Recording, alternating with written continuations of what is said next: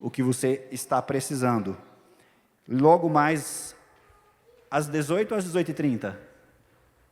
Santa Ceia. Às 18? Então nós teremos culto de Santa Ceia logo mais. E no decorrer da semana, terça-feira, culto de oração, pregação e louvor. Na quinta-feira, nós nos reunimos ali em Trindade. E todos estão convidados a participar daquele culto familiar. Estamos estudando as cartas de 1 Coríntios e tem sido maravilhoso. Na sexta-feira, às 10 horas, programa Mais Que Vencedor. Então, você também não deixe de acompanhar, que tem sido ótimo. Este último foi maravilhoso. Quem acompanhou, quem assistiu, foi muito bom. Deus continue abençoando, ouçamos o hino e o pastor Júnior estará trazendo a palavra desta manhã. Vamos ouvir Nosso Salvador.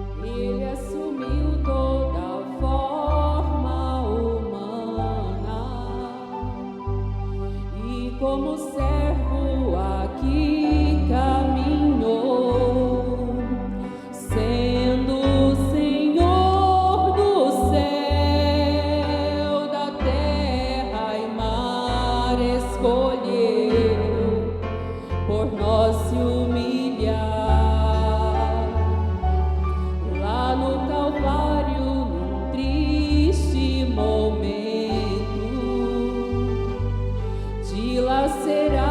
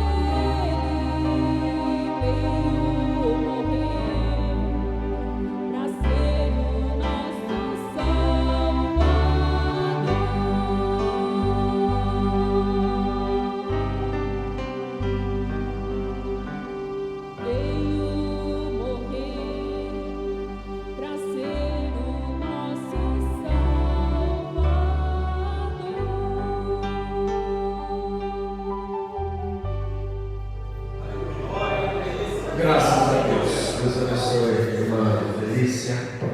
Deus continue te abençoando, e a todos, irmãos, um bom dia, na graça do nosso Senhor Jesus Cristo. Hoje é dia de Santa Ceia, né? Logo mais estaremos, é às 18h30, né? 6h30, domingo, é às 9h, no caso a parte da manhã, escola bíblica, e à tarde às 18h30, 6h30. E enviamos o nosso abraço, Deus abençoe.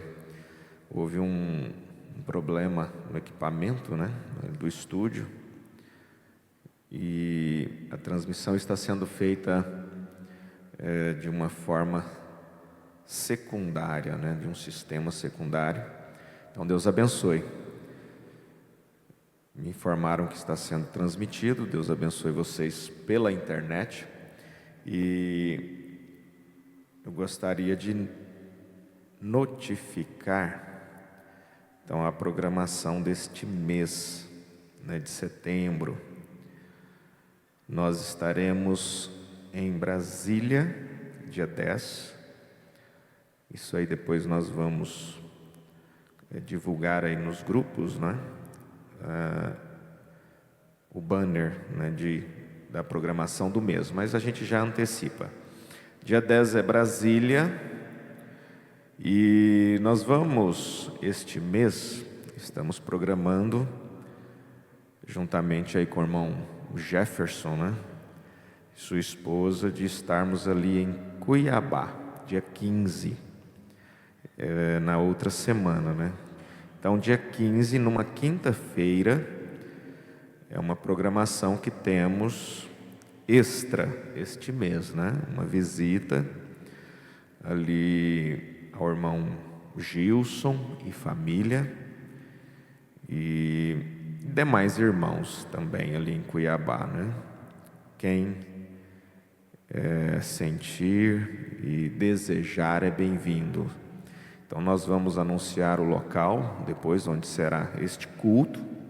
Será no dia 15, se Deus permitir, numa quinta-feira, e estaremos ali, se Deus quiser, nesta visita a estes irmãos em Cuiabá. E dia 17, então, em Inhumas, Goiás, vai ser um culto também diferente dos demais. A programação, se tudo der certo, é que seja numa chácara, né? Esse culto de Inhumas no próximo dia 17. E Cajubi, dia 23. Então, está aí a programação deste mês. Brasília, dia 10, dia 15, Cuiabá, dia 17, Inhumas, e dia 23, Cajubi, se Deus nos permitir, né? E aí nós vamos seguindo avante, né? Tem a irmã que está, a irmã Merinda, está entre Goiânia e Cuiabá, né? Tanto faz ela vir a Goiânia quanto a Cuiabá, é a mesma distância. Ela também se manifestou, se colocou à disposição que for necessário neste trabalho ali, ou nesta visita que faremos ali ao irmão Gilson e família, que já esteve conosco por algumas vezes, e nós, se Deus permitir, estaremos ali com eles neste dia 15, né? 15 de setembro. Todos que desejarem aí da região são bem-vindos, né? O pastor Sebastião, o Aldelino, está ali. Deus abençoe a todos vocês. Muito bem, muito bem. Gostaria de convidá-los a abrir a Bíblia em Lucas, capítulo 11. Lucas, capítulo 11, o verso 24. E Deus abençoe a juventude cada vez mais, né? Deus continue fortalecendo. Às vezes, esse período, este essa fase, né? E é a juventude que começa, e parece que não tem idade para começar, né? Se é 12, se é 14, se é 13. E o certo é que esta fase, este período, é um período onde acontecem muitas mudanças fisiológicas, hormonais, no jovem, na moça, no rapaz, e portanto é um período que carece de bastante atenção dos jovens, em especial, e entender que existe paixão e existe amor, né? Então, devido a essas mudanças fisiológicas, hormonais, de crescimento, tudo isso faz com que haja um turbilhão de sentimentos e os jovens precisam prestar muita atenção. Que sentimento é que o domina, né, que o conduz? Porque há confusões, muitas confusões, natural da juventude, né? Chega um momento, aí começa a se estabilizar, porque aquelas mudanças já aconteceram, já ocorreram. Então é apenas uma lembrança, né, dessa fase da juventude. E vocês têm escolhido o melhor caminho, né? Que é dedicar tempo à palavra de Deus. Isso é escolher o melhor caminho. Em Lucas, capítulo 11, verso 24, aqui Jesus, após este capítulo, ele começa com os discípulos de Jesus pedindo a ele que os ensinasse a orar, porque eles queriam ter as suas orações respondidas, eles queriam que as suas orações fossem respondidas, assim como os discípulos de João tinham, né, suas orações respondidas. E ele chega a dizer: pedi e dar-se-vos-á, neste próprio capítulo, neste mesmo capítulo. Pedi e dar-se-vos-á, buscai e achareis, batei e abrir-se-vos-á. Então, diante desta pergunta dos discípulos, ele começa a discorrer, né? E no verso 23, se você não ajuda a ajuntar para Cristo, então você é aquele que espalha, você é aquele que desfaz. Não existe meio termo, ou você é ou não é. E o verso 24, que é onde eu gostaria de entrar nesta manhã até o 26, diz: quando o espírito imundo tem saído do homem, anda por lugares secos, buscando repouso. E não o achando, diz: tornarei para minha casa de onde saí. E chegando, acha varrida e adornada. Então vai e leva consigo outros 7 espíritos piores do que ele, e entrando habitam ali, e o último estado desse homem é pior do que o primeiro. Amém. Toda parábola, toda referência bíblica, toda profecia, ela tem margem para ter dupla referência, né? Se referenciar a um fato e a outro. A primeira referência a que esta escritura se refere, nós podemos referir, é que Jesus está chamando a atenção de Israel, que trazia consigo um espírito de idolatria, de imundície, e quando Jesus veio para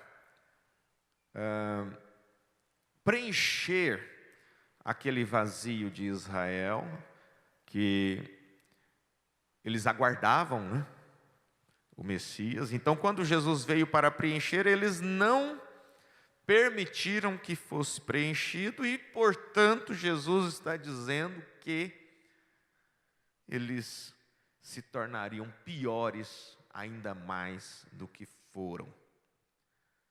Então, eles estavam ali preparados para receber a Jesus, o Messias, não receberam, não aceitaram ser preenchidos, porque João Batista, quando batizava, ele disse que ele veio para batizar com água para o arrependimento, mas que aquele que havia de vir, aquele o qual ele não era digno de amarrar ou desatar as suas sandálias, ele viria para batizar não com água, mas com o Espírito Santo. Então, isso é preencher não só o fato de se expressar que houve uma mudança dentro e ser batizado nas águas, mas ele veio para preencher, para batizar com o Espírito Santo. Então, uma das referências que nós tomamos seria essa. Agora, a outra, tomando ao pé da letra, tomando exatamente o que Jesus disse, é que quando um espírito imundo sai de um homem, aquele homem, Paulo disse em 1 Coríntios, para ficar mais claro, 1 Coríntios 2, nós lemos na quinta-feira, para entender melhor o que é esse entrar, esse sair de um espírito, porque demônios são espíritos, né? E mais ainda, né, os demônios são os anjos que caíram ali juntamente com Lúcifer. Aí você diz, mas não existe Lúcifer na Bíblia. Realmente não. Não existe esse termo Lúcifer.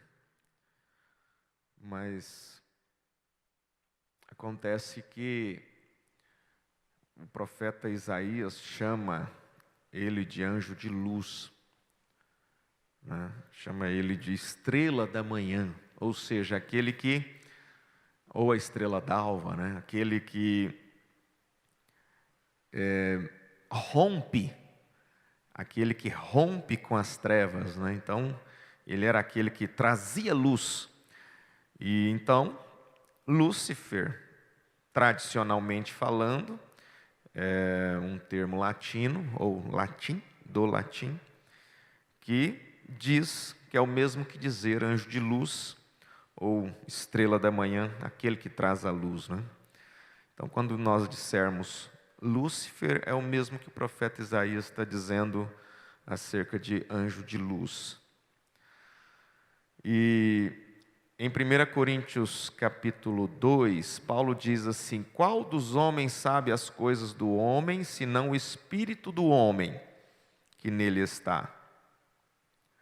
Assim também ninguém sabe as coisas de Deus, senão o Espírito de Deus. Então, ninguém sabe aquilo que se passa em cada um individualmente, a não ser o próprio Espírito daquele indivíduo. Cada um aqui tem a sua individualidade, cada um aqui tem o seu próprio espírito. E ninguém sabe nada acerca de você, a não ser o seu próprio espírito. E quando Paulo diz isso, ele acrescenta, e ninguém sabe, quem sabe as coisas de Deus, senão o seu próprio espírito, o Espírito Santo. Aí lá no final Paulo diz assim: mas nós temos a mente de Cristo. Por quê? Porque o cristão que é preenchido com o Espírito Santo acaba tomando conhecimento daquilo que Paulo diz. Quem sabe as coisas de Deus, a não ser o Espírito de Deus, que é o Espírito Santo. E quando somos preenchidos com o Espírito Santo, nós não deixamos de ter um espírito.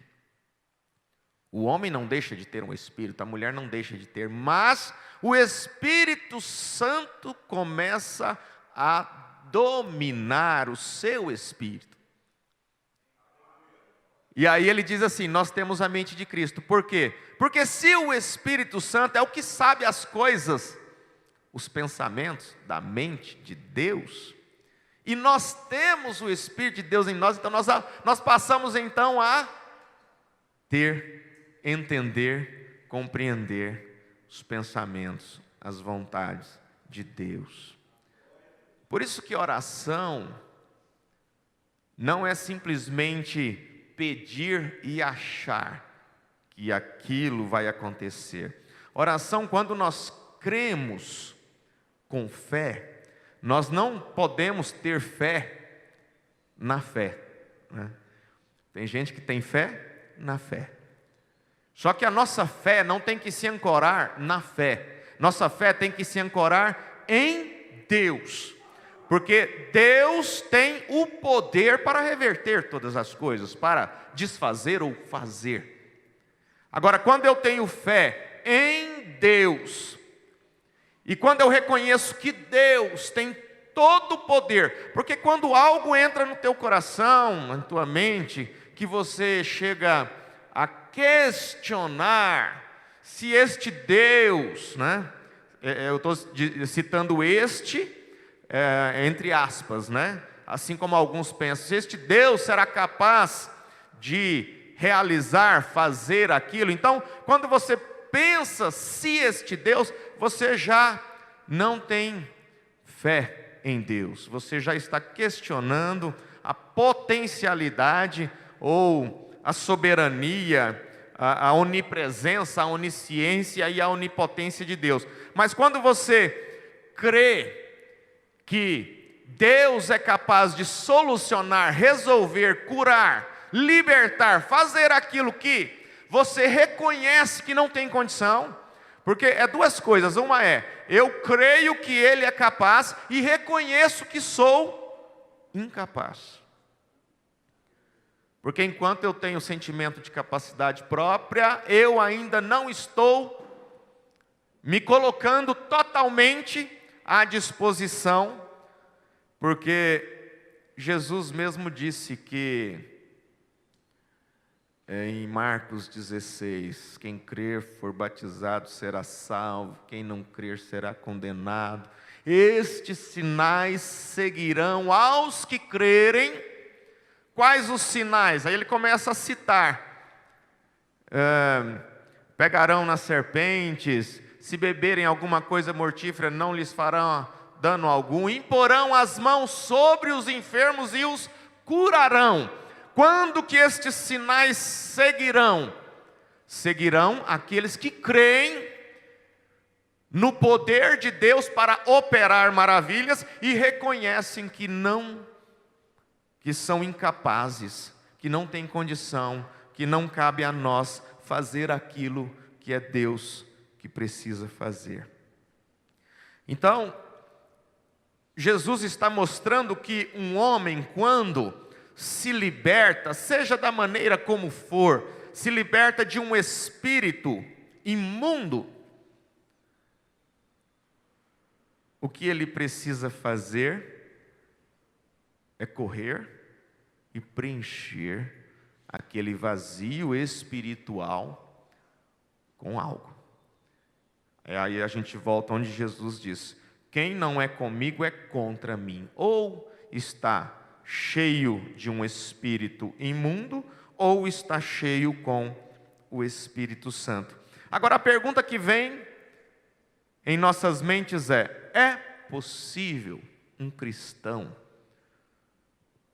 que está cheio do Espírito Santo um que tem a mente de Cristo, ser possuído por um espírito imundo? Então, esta é a pergunta que vem quando nós lemos. Porque como é que nós vamos ler a palavra, a Escritura, e ficar assim, bom, eu acho que eu estou vazio, eu acho que eu estou cheio, eu acho que eu fui liberto, eu estou precisando ser liberto. Vamos compreender uma coisa. Vamos em Ezequiel e entender que se não houvesse tido em primeiro lugar a queda deste querubim que nós citamos, anjo de luz, seja como for, não teria ocorrido a queda de Adão e de Eva no jardim do Éden. Então a primeira coisa é essa: se não tivesse ou se não houvesse acontecido a queda deste querubim,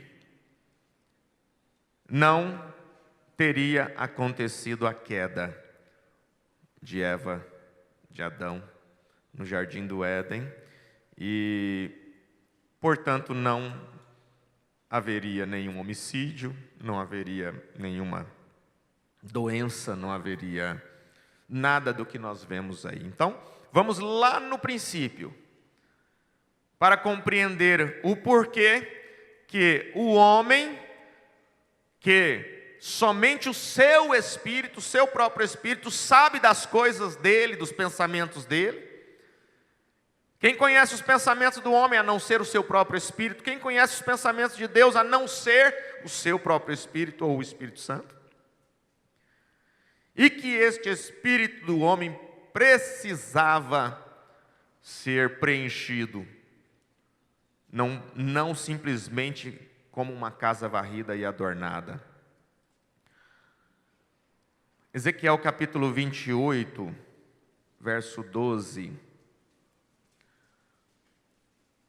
Ele está falando acerca do rei de Tiro, e conforme nós falamos da dupla referência, ele está mostrando este anjo de luz.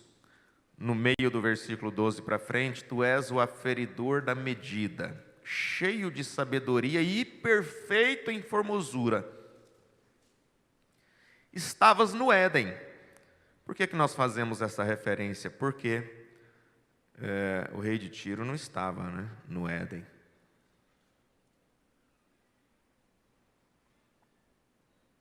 Estava no Éden, jardim de Deus. Toda pedra preciosa era a tua cobertura. A sardônia, o topázio, o diamante, a turquesa, o ônix, o jaspe, a safira, o carbúnculo, a esmeralda e o ouro. A obra dos teus tambores e dos teus pífaros estava em ti. No dia em que foste criado, foram preparados. Tu eras querubim, ungido, para proteger, e te estabeleci. No monte santo de Deus estavas, no meio das pedras afogueadas andavas. Olha quem era este querubim, este anjo. Mais do que um anjo, um querubim. Perfeito eras nos teus caminhos, desde o dia em que foste criado. Deus quis estabelecer e fazer compreender que Ele é eterno, mas este querubim foi criado por Ele. Desde o dia em que foste criado até que se achou iniquidade em ti. Eras perfeito, e agora foi encontrado iniquidade. Na multiplicação do teu comércio se encheu o teu interior de violência e pecaste. Então o pecado original foi o de Eva, para que Eva pecasse, descrendo da palavra de Deus, teve que haver um pecado antes. Ela não faria aquilo se não tivesse havido um antes. Eras perfeito, mas agora foste encontrado pecador. Pelo que te lançarei profanado fora do monte de Deus e te farei perecer, ó querubim protetor, entre pedras afogueadas. Elevou-se o teu coração por causa da tua formosura, olha aí o orgulho deste querubim. Corrompeste a tua sabedoria por causa do teu resplendor. Por terra te lancei, diante dos reis te pus, para que olhem para ti. O profeta Isaías também viu, no capítulo 14, no verso 12, este mesmo arcanjo, ele diz: como caíste do céu, ó estrela da manhã, filha da alva, como foste lançado por terra, tu que debilitavas as nações. E tu dizias no teu coração: eu subirei ao céu e acima das estrelas de Deus exaltarei o meu trono, e no monte da congregação me assentarei na banda dos lados do norte. Subirei acima das mais altas nuvens e serei semelhante ao Altíssimo. E contudo, levado serás ao inferno, ao mais profundo do abismo. Então nós voltamos lá no princípio. O que este arcanjo fez? Ele procurou ser semelhante ao Altíssimo. Ele procurou fazer algo maior. Ele deixou-se orgulhar por aquilo que ele era, por aquilo que Deus o fez. Deus o havia criado daquela forma, Deus o havia feito, e ele, entre as pedras afogueadas, ele caminhava. E lá no final da Bíblia, lá em Apocalipse, no capítulo 12, é o verso, no início do capítulo,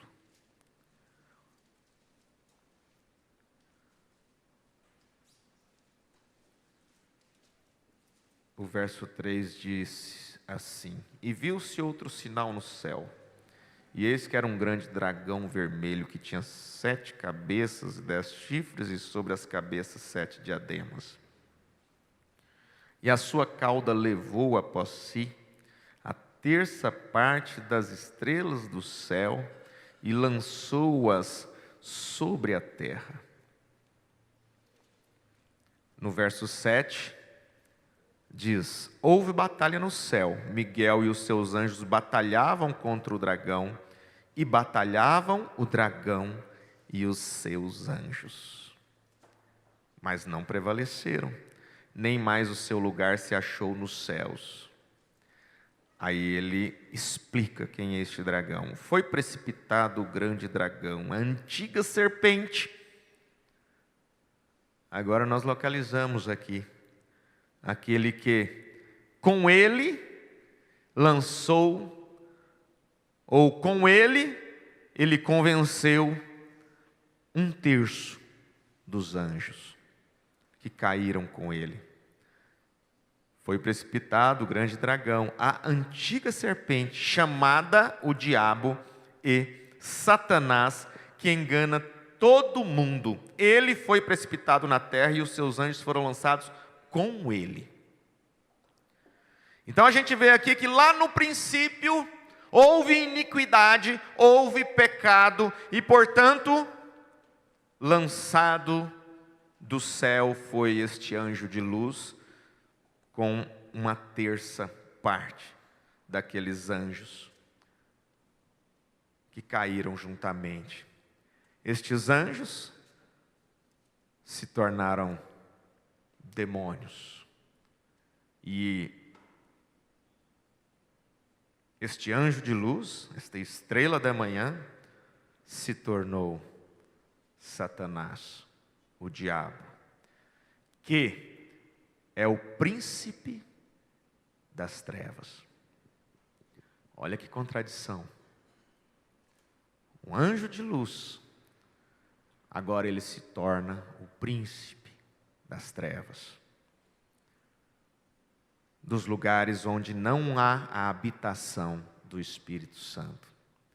Mas é possível estes anjos, esta guerra que Paulo diz assim, vocês não têm que lutar contra carne e sangue, mas contra principados, potestades, príncipes das trevas, que habitam, que frequentam, que fazem parte, potestades que habitam lugares celestiais.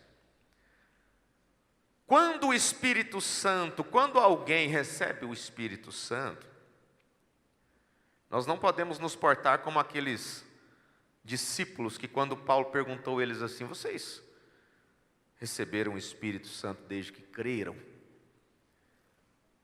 Aqueles discípulos disseram assim, nós nem sabemos que haja Espírito Santo. Vocês receberam? Nós nem sabemos. Nós não podemos nos portar como se não soubéssemos que há o Espírito Santo e que é necessário nascer de novo. Jesus disse para Nicodemos, necessário vos é nascer de novo. Agora, uma pessoa que é nascida de novo e tem o Espírito Santo controlando, trazendo luz para aquele ambiente, para aquele corpo, que Paulo diz, o Espírito Santo habita onde? É na igreja. O Espírito Santo habita, ali na casa. Eu estou dizendo assim, o que Paulo diz acerca desta morada do Espírito Santo? Ele diz assim, olha, você, o teu corpo é templo do Espírito Santo, então o local que o Espírito Santo habita é em você. O Espírito Santo está na minha casa, o Espírito Santo em você cria uma atmosfera que faz do teu lar uma embaixada dos céus. Ele não fica ali nos cantos da casa, ali nas prateleiras, na cama, não. Espírito Santo, entra aqui na minha casa, aqui na casa física, né? Porque quando fala casa, esse corpo. Mas aqui na minha casa, aqui, feita de tijolo, cimento, se ele não estiver dentro de você, não tem Espírito Santo na tua casa. E vamos supor que esta casa, este templo, que tem que ser o templo do Espírito Santo, esteja vazio, varrido e adornado. Para que isso aconteça, um ambiente vazio, varrido e adornado, aquela pessoa ainda não recebeu o novo nascimento. Porque nós fizemos a pergunta, é possível demônios possuírem o espírito de um cristão? Quando eu falo cristão, é um que recebeu o novo nascimento e tem o Espírito Santo em si. Eu afirmo, não é possível. Por isso que na Bíblia fala daqueles que eram considerados endemoniados, possuídos por um demônio. Não é possível, mas por que nós somos atacados Nós sofremos diariamente, dia e noite, ataques de hostes, de potestades, de príncipes das trevas nos lugares celestiais. Porque nós não podemos ser possuídos por eles, mas Deus permite que sejamos oprimidos. E como que Ele faz? Através de pensamentos. Se Ele conseguir colocar em sua mente que o seu Deus, eu não digo nem assim que o seu Deus não é real, porque é uma tamanha infantilidade.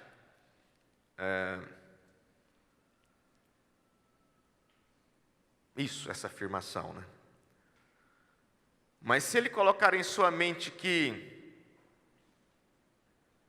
não é Ele, não é o seu Deus que vai solucionar esse problema, que vai resolver esta situação, se Ele consegue fazer isso, você tem o Espírito Santo, mas nos pensamentos de humano, de homem, principalmente em momentos que você se encontra cansado, com a mente esgotada, é a hora dele tentar um ataque.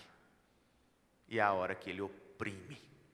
É a hora que ele, de certa forma, consegue uma brecha. E se você tem ali a sua casa, que é a morada do Espírito Santo, você não tem condição que aqueles espíritos morem ali, mas eles rodeiam. Por isso que a Bíblia diz assim, que ele fica rodeando, ele fica ao derredor, buscando a quem possa tragar. Então, se você perceber, na maioria das vezes, que você, de certa forma, fracassa, é quando você permite, em seus pensamentos, que o seu Deus não é aquele que vai resolver aquele problema, mas que você consegue por conta própria, ou que você consegue outros meios para solucionar aquele problema. Este é o momento em que você abre para que o inimigo te oprima. Porque a palavra de Deus diz em 1 João 5:18. 1 João 5:18. Sabemos que todo aquele que é nascido de Deus não peca. Mas o que de Deus é gerado, conserva-se a si mesmo, e o maligno não lhe toca. Então, você não pode ser possuído por dois espíritos. Ou você é o templo do Espírito Santo, ou se a posse deste templo que é você é do Espírito Santo, ou de algum espírito maligno, ou a casa está vazia, varrida e adornada, sujeita a que aqueles espíritos se multipliquem ali, se não houver um preenchimento do Espírito Santo.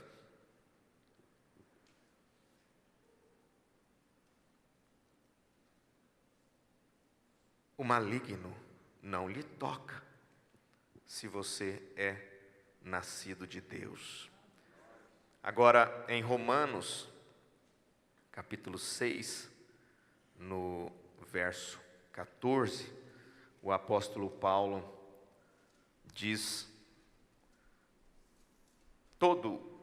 lendo todo o contexto, ele diz assim: não reine, portanto, verso 12, o pecado em vosso corpo mortal, para lhe obedecerdes em suas concupiscências. Então aqui é uma rejeição do domínio do pecado, onde? Em nossos corpos. Nem tampouco apresenteis os vossos membros ao pecado por instrumentos de iniquidade. Usar as mãos para pegar o alheio, os olhos para as concupiscências, os ouvidos para ouvir comichões, Mas apresentai-vos a Deus como vivos dentre mortos, e os vossos membros a Deus como instrumentos de justiça. Se somos o templo do Espírito Santo, temos que nos oferecer a Deus. Todos os nossos membros. Jesus disse assim, para uma pessoa que perguntou para ele assim, o que eu preciso fazer para herdar a vida eterna? Jesus disse para ele, mas você conhece os mandamentos, a lei? Ele mesmo disse, amarás ao teu Deus de todo o teu coração, de toda a tua alma, com toda a força, e com todo o pensamento, com todo o entendimento. Amarás ao teu Deus com todo o entendimento. A falta, a ausência do amor a Deus pelas pessoas que pensam que amam, mas não amam, é a falta de entendimento, é falta de compreensão da palavra, é falta de compreender. Por que não compreende? Porque não busca conhecer. Se não busca conhecer, não há entendimento. Como que vai amar a Deus de todo entendimento? Parece que quando vemos pessoas afirmando veementemente certas doutrinas, que é fácil ver na Bíblia que há incoerências, então significa que aquela pessoa ela não tem o conhecimento necessário, ela tem apenas superficialmente. Qual que é o problema deste momento que estamos vivendo? É que há muitas informações, porque as redes sociais, elas escondem boas informações. Elas escondem, ou seja, existe boas informações e verdadeiras. Só que 99% são informações falsas, falhas, erradas e mentirosas. Onde que nós temos que correr para onde? Correr para a palavra. Nós temos que correr para a Bíblia, porque é nela que nós cremos conter toda a regra de fé e conduta. É para ela que eu vou correr. Se eu ouvir algo que eu achar que não... E quanto mais você busca conhecimento na palavra de Deus, sabe o que acontece com essa caixa de pensamentos, de conhecimento, de entendimento? Sabe o que acontece? Mais você compreende que você não sabe. Quanto mais você busca conhecer a palavra de Deus, mais você reconhece que não sabe. Mais você deixa de afirmar aquilo que você teria coragem de afirmar quando não sabia de nada. Quando você passa a saber aquilo que você afirmava, você passa a entender que você não tem condição de afirmar. Você não tem condição de bater um martelo e dizer é assim, não é. Porque você passa a ter conhecimento.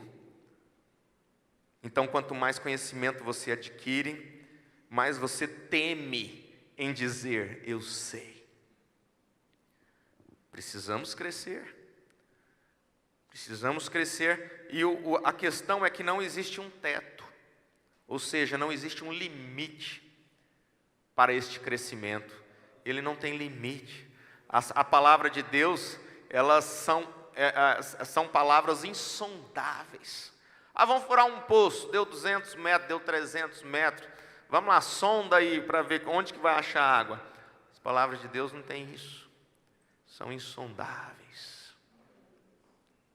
São inatingíveis. O limite da palavra de Deus é inatingível.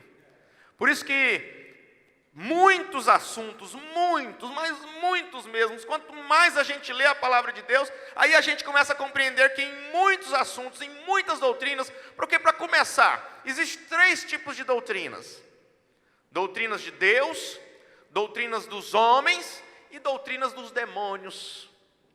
Ah, está pregando doutrina. Qual doutrina? De Deus, dos homens ou dos demônios? Quanto mais nós lemos, quanto mais nós procuramos a verdade, quanto mais amamos a verdade, quanto mais adquirimos conhecimento verdadeiro, não apenas informações vazias, porque de informações vazias a gente está cheio realmente, né? É tanta informação vazia, informação vazia, informação vazia. E nós precisamos ir tirando isso de nós através do conhecimento verdadeiro e real, que é a palavra de Deus. Então, depois de Paulo falar assim, olha, dedica, apresente vossos membros a Deus, dedique-se, renuncie, seja um instrumento nas mãos de Deus. Aí ele diz assim, porque o pecado não terá domínio sobre vós. O pecado não terá domínio, pois não estáis debaixo da lei, mas debaixo da graça. Já fostes alcançados pela graça, já nascestes de novo, já tens o Espírito Santo em você. Então os demônios, os espíritos malignos não possuirão, mas eles irão atormentar.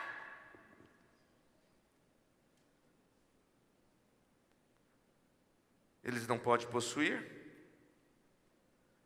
mas podem oprimir. Em 1 Coríntios 3, já citamos, mas a gente pode ler, para ficar mais claro.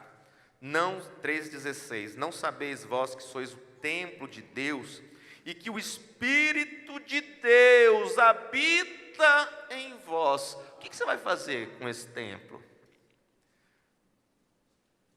O que eu vou fazer? O que nós vamos fazer com o templo do Espírito Santo? Não adianta, irmãos, se fecharmos estas portas, fecharmos, apagarmos a luz, deixamos o Espírito Santo lá na igreja.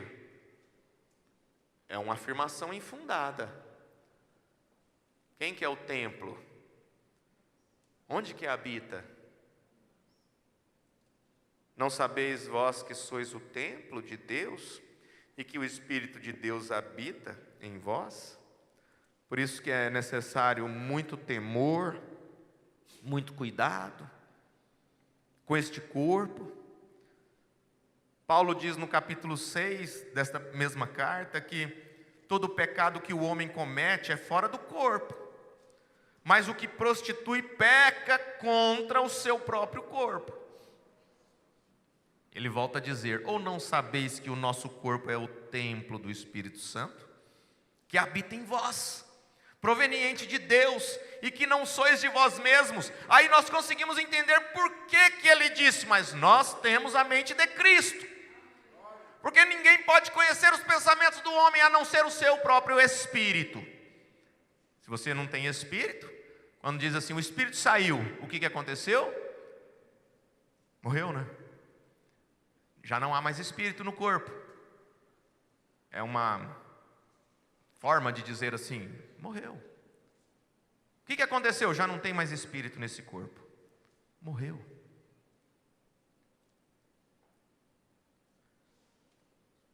E por que Paulo fala que quando estávamos mortos no pecado?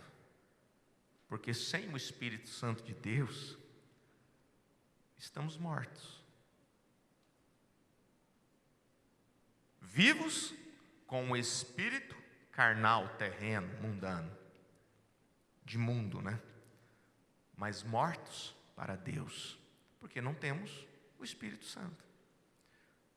E quando se está morto, os demônios têm entradas e saídas a qualquer momento.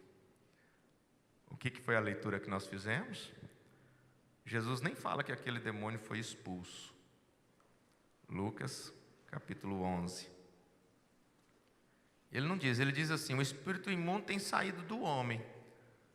O que a gente percebe aqui? Quem não tem o Espírito Santo, quem não é templo do Espírito Santo, demônios têm direitos a entrar e sair quando quiser e carregar quantos mais.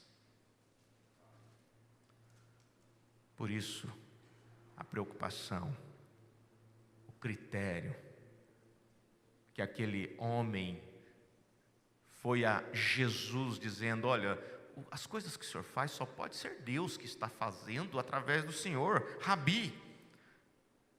Aí ele disse para ele: olha, é necessário nascer de novo. O que nós concluímos nesta manhã? É necessário nascer de novo.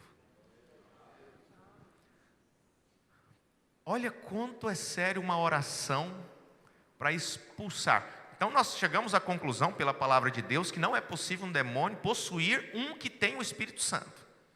Ou seja, um que é templo do Espírito Santo. Agora vamos, então, orar para expulsar um demônio. Então significa que nós estamos orando por alguém que não é nascido de novo.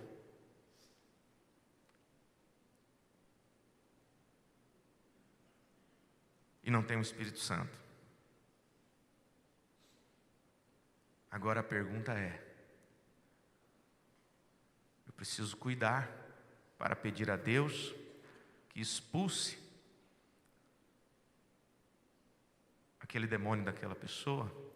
Porque se aquela pessoa não tem em sua mente e em seu coração um desejo de, quando aquilo sair dela, ela ser preenchida com o Espírito Santo, nós vamos estar prejudicando aquela pessoa mais do que ela já era, através do que as Escrituras nos mostram. Porque quando aquele espírito sair, e aquela pessoa não procurar se preencher com o Espírito Santo, assim como Paulo disse, ninguém sabe nada dos pensamentos dela, a não ser o próprio Espírito dela. Até que aquela pessoa sinta desejo de ser liberta daquele espírito maligno, nós não temos que estar aí orando para expulsar demônios de todo mundo. É a seriedade do Evangelho, é a seriedade da palavra. Quando aquele filho, ou aquele pai daquele filho que era possuído por espírito de surdez, ele chegou em Jesus e falou: meu filho, levei aos seus discípulos, eles não conseguiram expulsar. Jesus falou para ele assim, ele colocou uma condição: você pode crer. Se você crer, ele jogou sobre aquele pai uma responsabilidade. Você pode crer. Quantas vezes que aqueles que chegaram, ou seja, foram, Jesus não saiu procurando enfermos, endemoniados, não. Aquelas pessoas que foram curadas, libertas, elas vieram a Jesus. Elas tocaram nas vestes de Jesus, elas se ajoelharam diante de Jesus, elas clamaram a Jesus, elas pediram para Jesus. O cego Bartimeu, Jesus não foi lá: oh, que dó de você, não, ele clamou: oh, Senhor, filho de Davi, tem misericórdia de mim. Ele foi e fez, atuou, curou, libertou.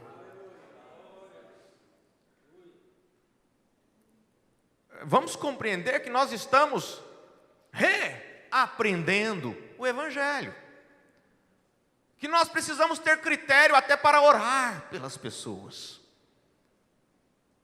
Jesus não saiu impondo as mãos, ele disse assim, ele falou: vem cá, você crê? Se. Então Jesus tem condição. Se é uma condição. Se ele dissesse: Senhor, eu não posso crer, Jesus virava as costas e aquele menino continuava possuído. Mas quando ele disse, se podes crer, tudo é possível, meu senhor. Ele ficou assim, eu creio. Aí ele disse assim para Jesus, me ajuda na minha incredulidade. Irmão, você sabe o que precede uma libertação? O que vem antes? Depois que acontece uma libertação, quando acontece uma libertação, olha o que precedeu. Se não é humildade e arrependimento. Não tem outro jeito. Aconteceu uma libertação, olha para trás. O que aconteceu antes? Humildade, se humilhou. Falou, Senhor, me ajuda. Não sou nada. Eu não sei nem orar, conforme disse os discípulos. Me ajuda a orar, me ajuda a crer. Me ajuda na minha incredulidade. Pode ter certeza que vai ter tua fé te salvou. E quando isso acontece, significa que você alcançou a afirmação que Paulo diz, vós sois o templo, morada de Deus. Ou seja, do seu espírito. E aí você, ou nós não ficamos falando qualquer coisa, porque quando passamos a ter a mente de Cristo, nós conhecemos a vontade de Deus. Mas ela é muito sutil, e muitas vezes nós não damos ouvidos. Eu conversando com o Eliezer essa semana, ele falou assim, e pior que eu senti que isso ia acontecer. É a mente de Cristo nos instruindo. Na maioria das vezes, o problema é que nós estamos muito apegados, muito voltados às coisas naturais e esquecemos que existe um plano espiritual, existe uma aura espiritual, a qual nós não enxergamos com esses olhos, mas ela nos afeta mais do que a gente possa imaginar. Parece que eu senti, estava assim. Quase todos que sofrem um agravo, um acidente, falam assim, mas parece que eu senti isso antes. Só que a gente, há muito já não para, para falar com Deus. Senhor, eu tenho tua mente, porque eu tenho teu Espírito Santo em mim. O que é que o Senhor está querendo dizer para mim? Ninguém pode saber dos pensamentos do homem a não ser ele com seu próprio Espírito. Ninguém pode saber dos pensamentos de Deus a não ser o seu Espírito, o Espírito Santo, que habita em você. Então Paulo arremata. Você sabe os pensamentos de Deus. Agora,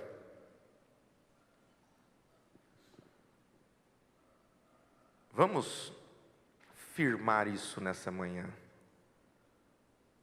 Quem é templo do Espírito Santo não é possuído por espíritos malignos. Alguém precisa de uma libertação, está endemoniado?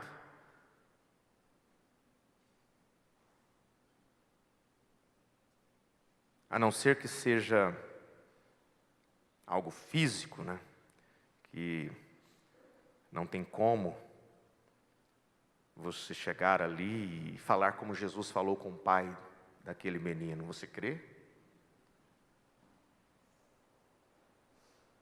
A não ser que seja algo assim, mas se você percebe que aquela pessoa não tem nenhum interesse, a gente tem que entender que existem pessoas que não têm nenhum interesse em servir a Cristo.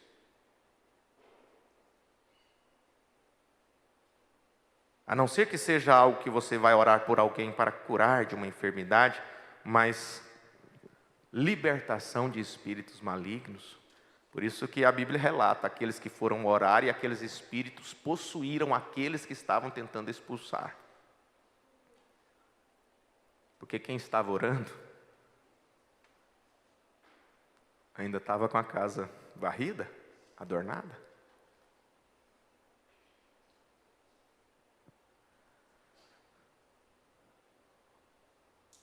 Deus está nos chamando à atenção nesta manhã.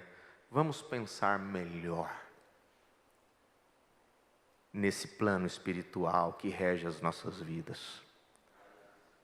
Vamos pensar melhor nisto que Paulo falou. Você não vai ficar lutando contra carne e sangue, não é com revólver, não é com espada, mas contra hostes espirituais em lugares celestiais. Por isso que a palavra de Deus, aqui no finalzinho, que nós acabamos de ler, capítulo 12, nós lemos, que ele, o dragão, a antiga serpente, que era o diabo e Satanás, que engana todo mundo. Aí no verso 10 diz assim: já o acusador de nossos irmãos é derribado, o qual diante do nosso Deus os acusava de dia e de noite.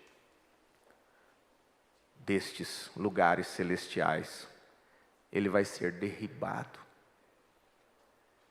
Por enquanto ele acusa mesmo. Ele é acusador. Ele está lá e ele fala: ô pai, olha o que seu filho fez. O que ele fez com Jó? Ele teme ao Senhor, mas o senhor faz tudo por ele. Olha o que o Pedro fez. Ele mentiu. Olha o que o Joãozinho fez. Ele roubou. Pedro tem condição de dizer, não Deus, eu não menti. É melhor ele fazer assim: Senhor, realmente ele tem razão, eu menti. Mas eu estou firmado não na minha justiça, mas eu estou firmado na tua justiça. João fala sobre isso. Ele fala assim: você sabe que a justiça que você requer não é a tua, mas é aquela que é dele. O que foi a troca do Calvário? A justiça de Deus imputada aos que pecam e os pecados das pessoas lançados em Jesus. Essa foi a troca. Enquanto ele imputava, ou seja, investia a justiça dele em você e em mim, pobre pecador, ele tomava os nossos pecados sobre si no madeiro, morrendo ou dando a sua própria vida por amor de cada um de nós. Essa é a troca. Isso é que nós temos que entender. Não é a minha justiça que eu tenho que mostrar para ele. Quando o acusador disser: olha o que ele fez, vai falar: Senhor, realmente não sou nada, mas o Senhor levou os meus pecados na cruz e o Senhor imputou a tua justiça em mim. Então eu estou falando da tua justiça. Aí o acusador não tem direito de fazer nada contra você. Isso é assunto de plano espiritual. Se você quiser compreender assuntos do plano espiritual, da esfera espiritual, vamos começar a pensar assim. Vamos começar a pensar. Porque ele acusa dia e noite. Senhor meu Deus,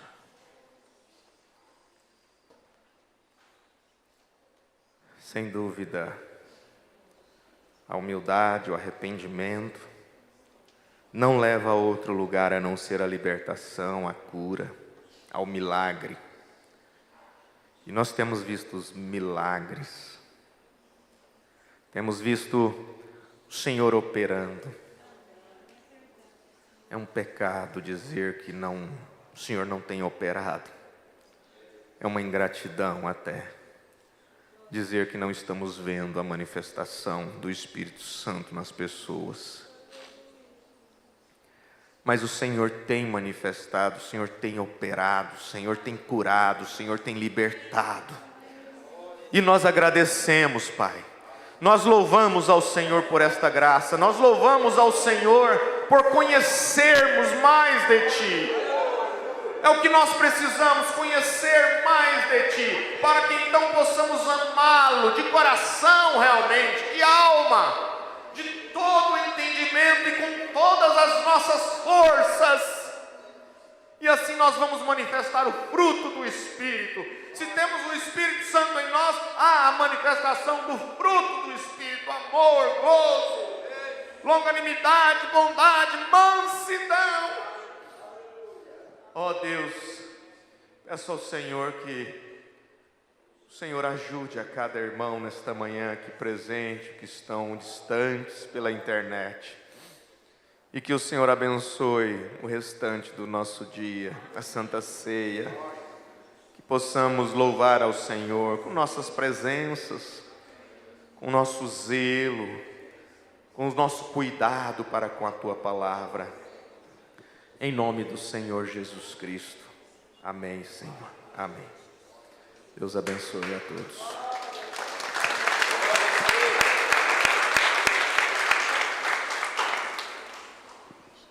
Graças a Deus. Amém? Deus continue abençoando o pastor Júnior, a todos nós. E lembre-se, o plano de Deus para nossas vidas, para a sua vida, é maior do que você possa imaginar. Se Deus nos mostrasse, talvez nós ficaríamos assustados. Nós não acreditamos, nós iríamos ficar assim realmente em pânico e pensar, mas o Senhor tem tudo isso para mim? É porque nós estamos vivos em Deus. Você está vivo para Deus, através do Senhor Jesus Cristo. Aquele que está em pecado está morto para Deus. Aquele que está em incredulidade está morto. Jesus disse, como o pastor Júnior acabou de dizer, você pode crer? E aquele que estava doente dizia sim. E foi dito a você, você crê no Senhor Jesus Cristo como seu Salvador? E você disse sim, então você está vivo para Deus. Por isso o plano dele é maravilhoso para você, não tenha dúvida. Todos nós fomos ricamente abençoados nesta manhã e enviamos o nosso abraço, nosso Deus abençoe para os irmãos que nos acompanharam através da internet.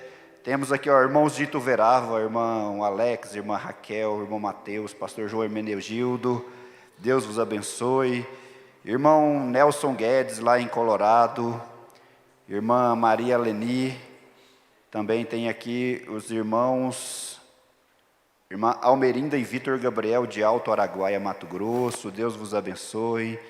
Temos o irmão Adenilson, lá em Rondônia, Deus te abençoe, irmão Adenilson. Temos aqui também o irmão Gessé, ali em Umas e família, acompanhando. Deixa eu ver quem mais aqui. Irmãos de Cajobi, irmã Eliane Torres, Deus vos abençoe. Nem todos comunicam, mas são os irmãos que acompanharam esta manhã. Irmão Francisco Canindé, ali em Anápolis. Irmãos de Anápolis, Deus vos abençoe. E todos os que não notificaram também, aqui em Goiânia, muitos irmãos acompanhando. Deus vos recompense nesta manhã. Todos fomos abençoados. Abençoe seu irmão. E até mais, às 18h30, reunião de Santa Ceia, em memória da morte e ressurreição do nosso Senhor Jesus Cristo. Deus vos abençoe.